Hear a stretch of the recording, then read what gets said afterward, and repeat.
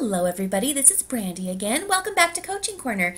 Today we're going to talk about the Feedback in 5 model and how we might use this model to give writing feedback to students. You'll notice on the bottom of this screen that there is a website. This is a rubric creator, a way that you can give feedback to students and write rubrics so students know exactly what it is that you would like them to do and what success would look like. The first part of the feedback model is to affirm the student. Might sound something like this. I've noticed that you took a lot of time researching this topic.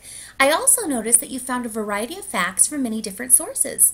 You were very careful when citing the information so people can find it again if they needed to. Well done. This affirmation was very specific. I acknowledged what the student did well, and in some cases you could only acknowledge their frustration. Next, let's listen to what the issues or gaps might have been in the writing process and how to identify those. After taking some time to carefully read what you've written, I'm thinking that you might want to organize it in a way that you put like information together. All of your similar information would be in one paragraph.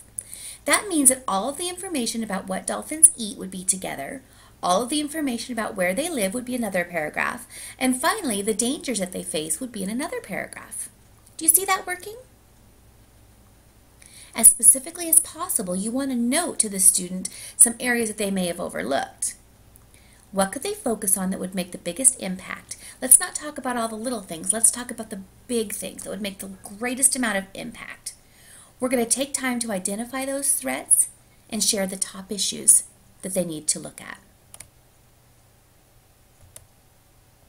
Next, we're going to look at success measures.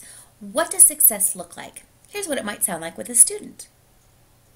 I have a student who worked in my class last year on a very similar project about bears.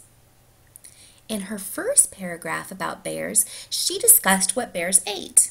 In the second paragraph, she outlined all of the information about where they lived and hibernation. And in the final paragraph, she talked about some predators to the bear. Very similar to what I'm thinking that maybe we should look at with your paper. Do you think this might be something that you want to be looking a little bit more into? Using success measures, we want to paint a very vivid picture about what success would look like for this student. We may want to point out what others have done to overcome the challenge. It's very important at this stage to paint a very clear picture about what the expectations are and what success would look like. Now, we all know that the teacher is not the only expert in this area, so it's important to share valuable resources with a student. This is what that might sound like. Now, I am not the only expert on writing out there. I am learning just along with you are, and there are other resources that I might find and have found that might help you understand this better. Let's watch a short video I found on the internet that talks about creating effective paragraphs. Here's a sample of the kinds of things you might find online for writing tips. At this point, I would turn on a YouTube video and watch it with an elementary age student. Now, please note, if I were working with a high school student or a middle school student, I might just merely lead them to the video and allow them to absorb it on their own. This is also true when working with adults. So valuable resources are websites that might bring clarity to the situation.